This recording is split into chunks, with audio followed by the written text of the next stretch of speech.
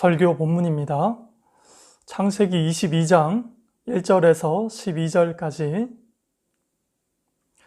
그 일 후에 하나님이 아브라함을 시험하시려고 그를 부르시되 아브라함아 하시니 그가 이르시되 내가 여기 있나이다.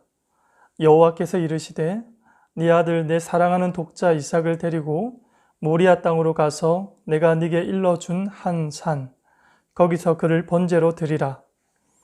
아브라함이 아침에 일찍 일어나 나귀의 안장을 지우고 두 종과 그의 아들 이삭을 데리고 번제에 쓸 나무를 쪼개어 가지고 떠나 하나님이 자기에게 일러주신 곳으로 가더니 제3일에 아브라함이 눈을 들어 그곳을 멀리 바라본지라. 이에 아브라함이 종들에게 이르되 너희는 나귀와 함께 있어서 기다리라. 내가 아이와 함께 저기 가서 예배하고 우리가 너희에게로 돌아오리라 하고 아브라함이 이에 번제나무를 가져다가 그의 아들 이삭에게 지우고 자기는 불과 칼을 손에 들고 두 사람이 동행하더니 이삭이 그 아버지 아브라함에게 말하여 이르되 내 아버지여 하니 그가 이르되 내 아들아 내가 여기 있노라. 이삭이 이르되 불과 나무는 있거니와 번제할 어린 양은 어디 있나이까? 아브라함이 이르되 내 아들아 번제할 어린 양은 하나님이 자기를 위하여 친히 준비하시리라 하고 두 사람이 함께 나아가서 하나님이 그에게 일러주신 곳에 이른지라.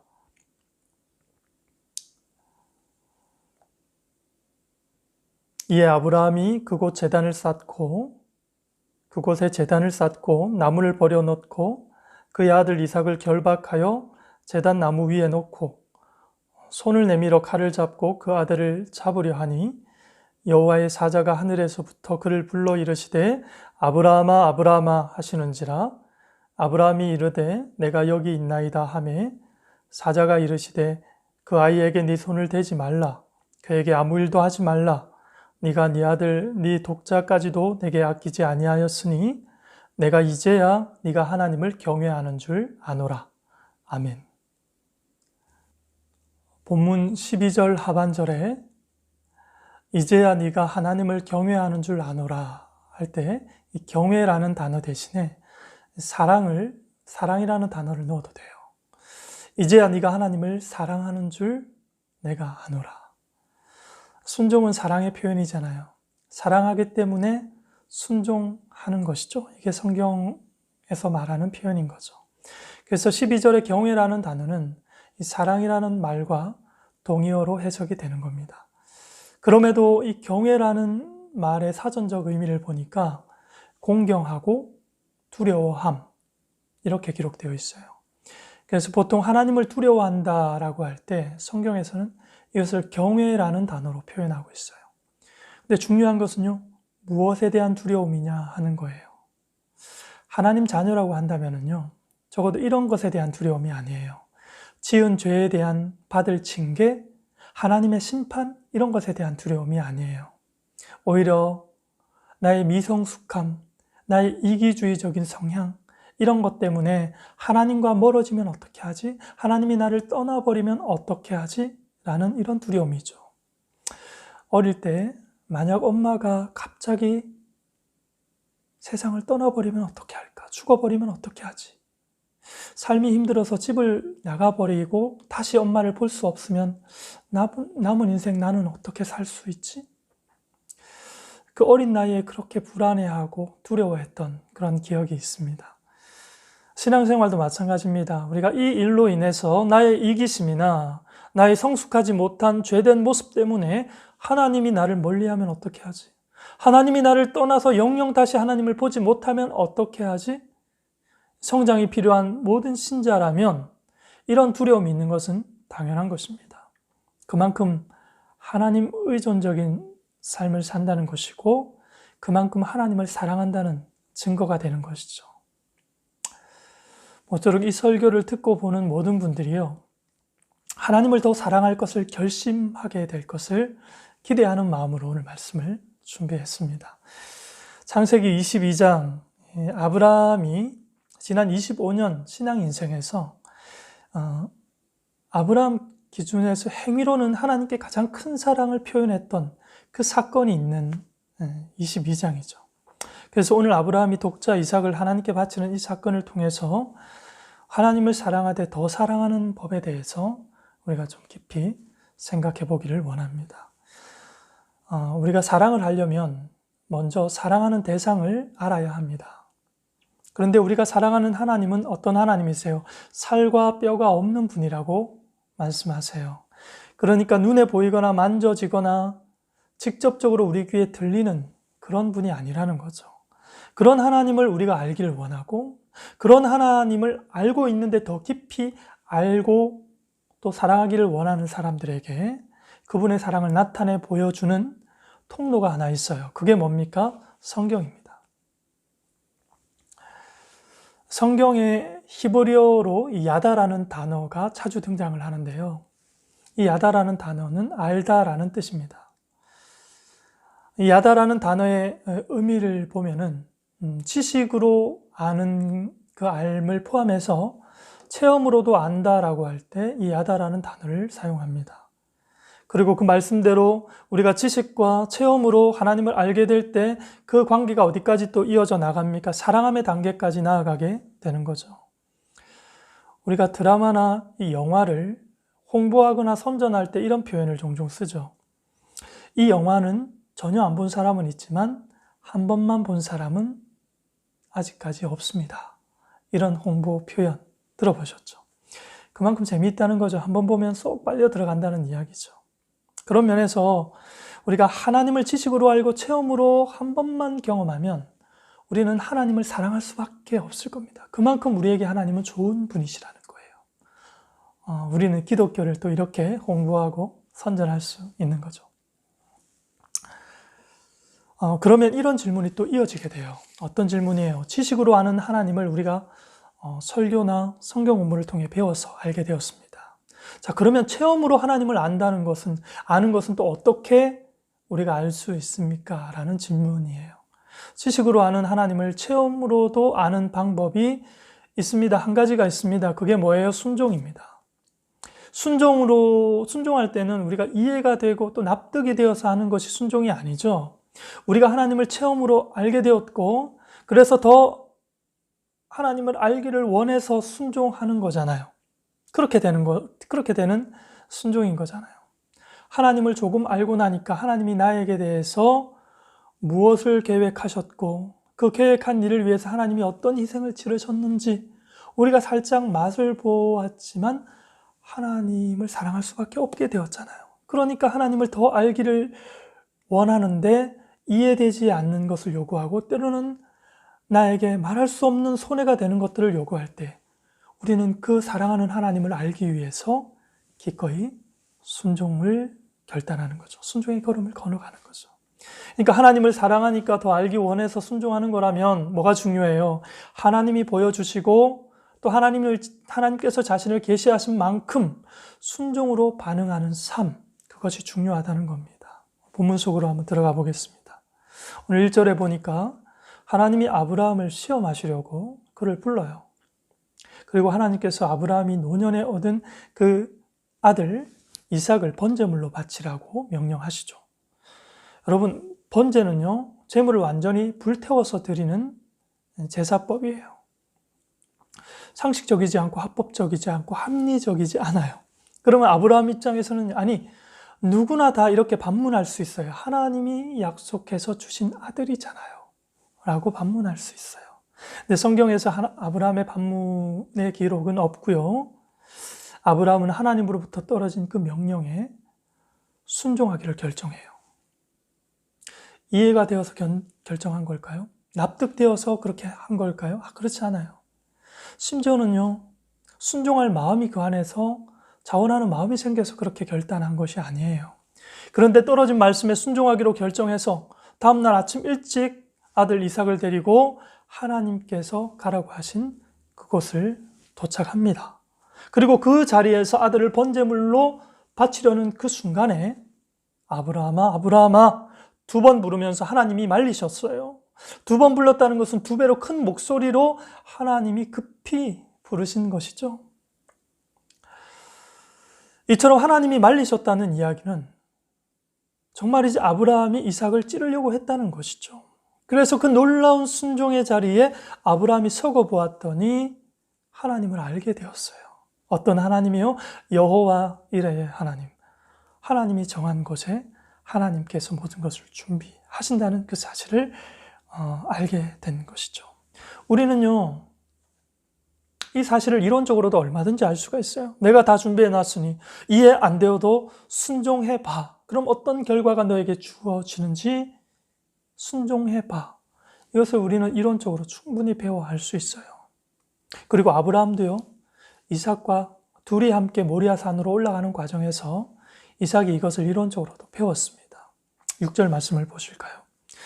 아브라함이 이에 번제 나무를 가져다가 그의 아들 이삭에게 지우고 자기는 불과 칼을 손에 들고 두 사람이 동행하더니 이삭이 그 아버지 아브라함에게 말하여 이르되 내 아버지여 하니 그가 이르되 내 아들아 내가 여기 있노라. 이삭이 이르되 불과 나무는 있거니와 번제할 어린 양은 어디 있나이까? 아브라함이 이르되 내 아들아 번제할 어린 양은 하나님이 자기를 위하여 친히 준비하실 것이다 하고 두 사람이 함께 나아가니라. 아멘.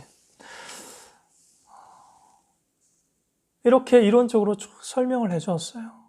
그런데 여러분, 이런 알을 넘어서서 체험으로 아는 것은 결국 나아가서 순종했기 때문에 체험을 통해서 그 하나님을 알고 만나게 된 것이죠. 그래서 이 순종의 자리에 서고 봤더니 무엇을 경험했다고요? 여호와 이레를 경험했어요. 진짜 하나님이 준비하셨구나. 하나님이 정한 자리에 와봤더니 하나님이 과연 준비하셨구나. 이론이 아닌 실제 체험으로 알게 된 것입니다. 아브라함의 이 여호와 이레 체험 사건이 주는 교훈을 우리는 이 정도에서 머무르면 안 되겠습니다. 그래서 보다 더 깊은 체험의 자리를 우리가 더듬으면서라도 좀 나아갔으면 좋겠습니다. 두 가지를 살펴보기를 원하는데요. 먼저는 이 하나님의 명령으로 이삭을 번제물로 바친 이 사건은요, 현실적 입장에서는 일단 용납이 안 되는 거예요. 용납이 안 돼요. 특별히 합리적 신앙으로 자기의 신앙을 걸어왔던 그런 신자의 모습 같은 경우에는 더더욱 이 상황과 이 명령과 이 순종은 이해되지 않고 납득되지 않아요. 독자를 번제물로 바치라는 하나님의 명령도 그렇지만은 그 명령을 따라 아들을 칼로 찌르는 이 아브라함의 행위도 이해될 수가 없는 모습이죠. 이치에 맞는 말로 말할 것 같으면 하나님의 명령이지만 그것보다는 그것을 이해하지 못하고 반발하는 모습이 오히려 더 합당해 보이고 더 정당해 보이는 거죠. 그러나 하나님과 아브라함이 함께 걸어왔던 그 여정을 기준해서 한번 살펴보면요. 사람은 하나님을 다 알 수 없지만 하나님은 사람을 다 알잖아요. 그 기준에서 보자고요. 아브라함 75세의 부르심을 받고 약 25년간의 시간이 흘렀어요. 하나님은 약속하시고 그 약속을 지키시는 방식으로 택한 사람과 함께 관계하시는 분이세요. 여기까지 왔어요. 그런데 아브라함의 처한 현실보다 하나님의 약속은 언제나 더 컸죠. 부정적으로 말하면 괴리가 있을 수 있다는 것이죠. 우리가 말하는 비전이라는 것도 우리의 처한 현실로는 그 비전을 바라볼 수가 없는 거죠. 그러니까 하나님께서 예비하신 것을 하나님이 보여주실 때만 볼 수 있는 것이 이 비전인데, 그런 것처럼 아브라함은 하나님 주신 약속과 그 현실 사이에서 오는 사실 그 괴리감 때문에 순종해야 될 기회를 자주 놓쳤고 순종에 잦은 실패를 경험한 사람이에요. 그때마다 하나님은 그게 끝이 아니라는 말을 어떻게 상기시키셨죠? 약속으로 다시 상기시키심으로 그게 끝이 아니다. 그걸로 격려하고 그걸로 다시 이렇게 세우셨죠. 그리고 무엇보다 눈앞에 있는 독자 이삭은요, 하나님이 아니면 주실 수 없는 하나님의 능력의 증거요, 하나님의 약속의 증거라는 것이죠. 이런 하나님이라면, 아브라함 입장에서 이런 하나님이라면 아들을 번제물로 바치라는 이 명령에도 분명히 하나님의 더 큰 뜻이 있을 것이라는 생각을 충분히 우리는 예상할 수 있어요. 체험으로 알게 된 하나님의 사랑 때문에 다들 미쳤다고 날뛰는 그 명령을 아브라함은 기꺼이 순종으로 응답하십니다. 히브리서 5장 14절을 보시면 단단한 음식은 장성한 자의 것이니 그들은 지각을 사용함으로 연단을 받아 선악을 분별하는 자들이니라. 무슨 말입니까? 성숙한 신자는요, 성숙한 신앙을 가진 자는요, 지각을 사용해서 분별을 한다고 그래요. 지각을 사용함으로, 무슨 말이에요? 모든 것이 어떻게 돌아가는지 자세히 살핌으로 분별한다는 거죠. 하나님은 인간을 다 알지만 인간은 하나님을 조금밖에 알지 못해요. 아브라함 편에서는 하나님은 언제나 신실하신 분이셨고 지금도 아브라함에게 하나님은 신실하신 분이세요. 이것보다 아브라함에게 더 큰 팩트는 없어요.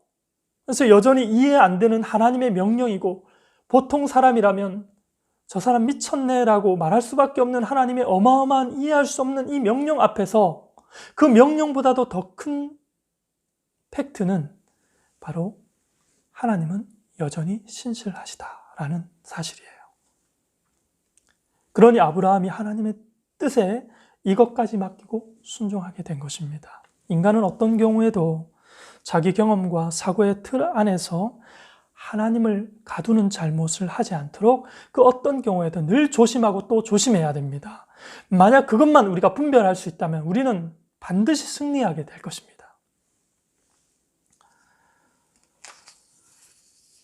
아브라함의 여호와 일의 사건이 우리에게 주는 또 다른 깊은 교훈은 이것입니다. 하나님은 택한 자녀가 나이 많고 늙었으니 그 자리에 머무는 걸 그 어떤 경우에도 그냥 두고 보지 않는다는 사실이에요. 죽을 때까지 우리가 성숙을 향해 다른박질 하도록 하나님께서 우리를 그런 방향으로 이끌고 가신다는 거죠. 아브라함의 모리아산 제사 드리는 이 사건은요, 아브라함 인생 말년에 하나님의 가장 강력하고 큰 시험이었죠. 인간이 살아가면서 하나님께 받는 시험 가운데 이보다 더 깊고 견디기 힘든, 이해할 수 없는 시험은 아마도 성경에서도 찾아보기 힘들 거예요. 이 시험에 아브라함이 순종하지 않았더라면 어떻게 됐을까요? 하나님 이거 아니잖아요. 하나님 정말 말도 안 돼요. 라고 하면서 순종을 안 했더라면 어떻게 됐을까요? 만약 그렇다 하더라도 이삭을 통한 이스라엘이라고 하는 민족을 형성하는 하나님의 약속은 여지없이 실행되어졌을 거예요. 그런데 만약 그렇게 순종하지 않았다면 아브라함은 죽음보다 강한 하나님의 사랑 안에 보다 깊숙이 들어가지 못했을 거예요. 그리고 아브라함의 인생 전체는 어떻게 해요? 이전보다 훨씬 냉랭하고 차갑고 초라하고 안쓰러운 삶으로 그 인생을 마감하게 되었을 거예요. 이게 왜 중요할까요, 여러분? 인간은 노년이 되어서 각자 그 성숙함의 정도와 그 성숙함의 수준에 따라서 자기 삶을 해석하고 누구나 다 평가하게 되어집니다. 대부분의 사람들은 흘린 눈물과 어두운 터널을 통과했던 그 여정들을 생각하면서 인상을 찌푸릴 거예요. 만일 하나님의 사랑을 우리가 알게 되었다면 그 상황에서, 그 자리에서 내 눈물의 여정, 내 억울함의 그 과정들, 어두운 터널들, 이 모든 것들에 대한 해석이 행복과 감사로 바뀌어졌을 거예요. 그런 하나님의 사랑의 깊이에 들어가서 그 놀라운 신앙 수준을 가지고 우리의 삶을 돌아보면 우리는 억울했던 그 과정까지 감사로 바뀌게 될 거예요. 우리의 존재 가치가 그렇게 아름다워질 거예요. 다르게 표현하면요, 우리가 80년 인생을 살았다면 80년 인생을 억울함으로 뒤덮고 살았다 하더라도 남은 8년 인생 혹은 8개월 인생을 누군가로부터 너의 삶을 안다, 나의 그 눈물겨운 삶의 여정을 진심으로 인정해주는 사람을 우리가 경험하게 될 때 우리는 그 과거에 부끄럽고 수치스럽고 억울했던 삶의 여정을 긍정으로 다시 해석하게 돼요. 우리의 존재 가치가 완전 달라지는 것이죠. 그런 면에서 아브라함은 정말 잘한 거죠. 너무 잘한 거죠. 아니, 아브라함이 잘했다기보다는 하나님의 인자하심과 신실하심이 아브라함으로 하여금 참 잘할 수밖에 없는 방향으로 이끄신 거죠. 이게 보다 정확한 표현인 것이죠. 여러분, 우리가 알아가려고 하는 하나님은 어떤 하나님이세요? 영원하신 하나님이세요. 무한하신 하나님이세요. 그렇기 때문에 우리가 그분을 알아가는 데 필요한 시간 또한 무한한 시간이 필요해요. 무슨 말이에요? 지금까지 우리가 하나님을 알아왔던 그 하나님의 알에 대한 분량보다 우리가 더 알아가야 될 하나님의 알아야 될 그 분량이 훨씬 더 크고 많아요. 그러면요, 뭐가 중요해요? 사랑의 대상을 아는 만큼 믿어지고 사랑할 수 있는 것이라고 한다면 우리의 사랑은 어제와는 다른 사랑으로 우리는 하나님을 사랑해야 될 거예요. 어제와는 또 다른 사랑으로 따끈따끈한 새로운 사랑, 내가 체험으로 알게 된 보다 깊은 사랑으로 하나님을 사랑해야 될 것입니다. 과거에 내가 어떤 하나님을 믿고 지식과 더불어 체험한 경험 중요해요. 내가 순종을 통해 그 사랑을 체험했던 내 과거의 경험은 정말 중요해요. 왜냐하면 우리는 그 신앙 위에서 한 걸음 더 큰 믿음의 행보를 해나갈 수 있기 때문에 과거의 순종을 통해 체험했던 하나님의 사랑은 너무 중요해요. 그러나 이거에 비하면 과거에 내가 순종으로 체험했던 그 경험은 아무것도 아니에요. 이것이 뭐예요? 지금도 하나님 더 알기를 원하는 마음. 바로 이 마음이에요.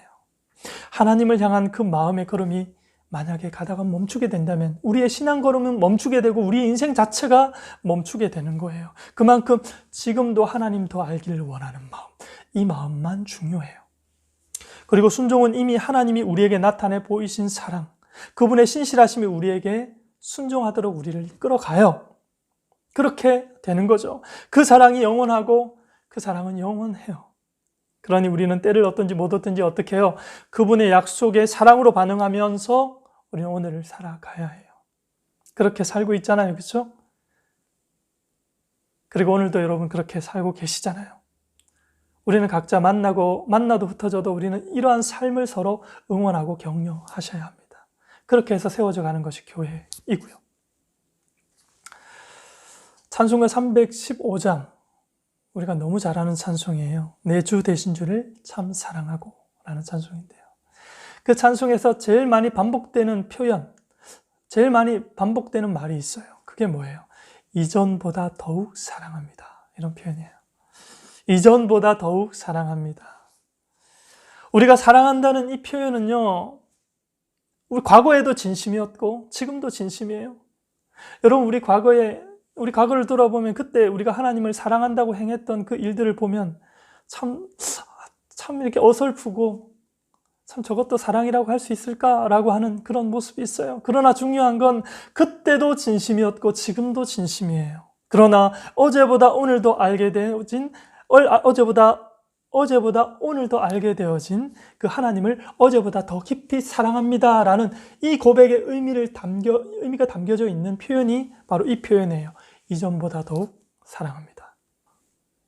찬송가 315장이죠. 내 주 되신 주를 참 사랑하고, 정말 많이 불렀고 정말 많이 들었던 찬송입니다. 이 찬송 가사 끝무렵에 이렇게 반복되는 표현이 있죠. 이전보다 더욱 사랑합니다. 이전보다 더욱 사랑합니다. 무슨 의미입니까, 여러분? 사랑한다는 표현은 그때도 진심이고 지금도 진심이에요. 내가 예수를 처음 만났을 때 하나님을 사랑한다고 표현하는 그 표현이 어떻게 그렇게 서툴렀을까라는 생각을 해요. 저것도 사랑이라고 할 수 있을까? 그러나 그때도 진심이고 지금도 진심이지만 어제보다 오늘 더 알게 되어진 하나님을 어제보다 더 깊은 사랑으로 사랑합니다. 이런 고백인 거죠. 이전보다 더욱 사랑합니다 라는 표현이 바로 그런 의미죠. 성도 여러분, 매일 새롭게 알게 된 하나님의 사랑으로 주를 더욱 사랑하며 살아가는 여러분들 되실 수 있기를 바랍니다. 이 한 주간도 그렇게 식을 틈 없는 따끈따끈한 사랑으로 하나님과 더욱 친밀한 관계를 계속적으로 이어가시기를 간절히 바랍니다. 난 약속을 했다. 함께 한다고. 너 바다 끝을 나를 때, 너 폭풍 속을 지날 때, 난 약속을 했다. 함께 한다고. 난 이 약속을 한 번도 잊어본 적이 없단다. 너의 삶 모든 곳에 막막함만이 있을 때 너비바람을 지나가 자신이 없을 때에 두려워하지 말라. 너 바다 끝에 거해도 내 오른 날개를 펴서 내 너를 품고 날리라.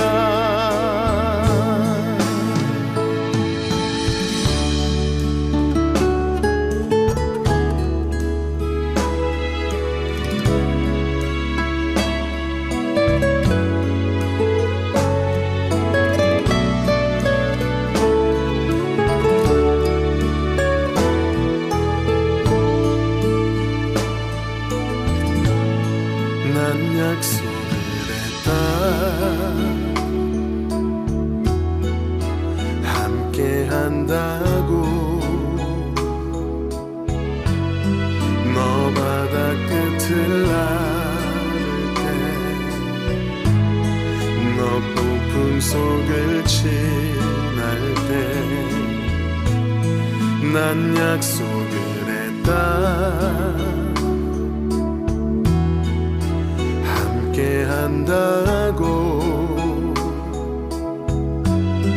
난 이 약속을 한 번도 잊어본 적이 없단다. 너의 삶 모든 곳에 막막함만이 있을 때 너비바람을 지나가